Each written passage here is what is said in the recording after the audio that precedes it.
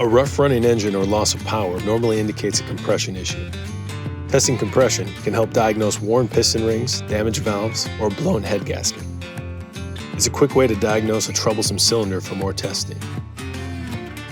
To test, remove the spark plug, thread the correct adapter into the plug well, and crank the engine. Do this for each cylinder, recording each pressure reading.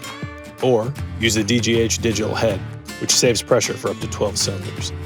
If there's a variance of 10% or more across cylinders, use a leak down tester to find the source of the leak.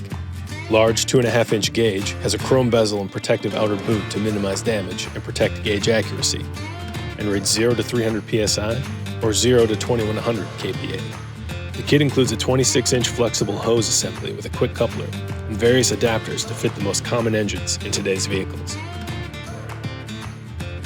So you can work smarter, not harder, to beat the flat rate.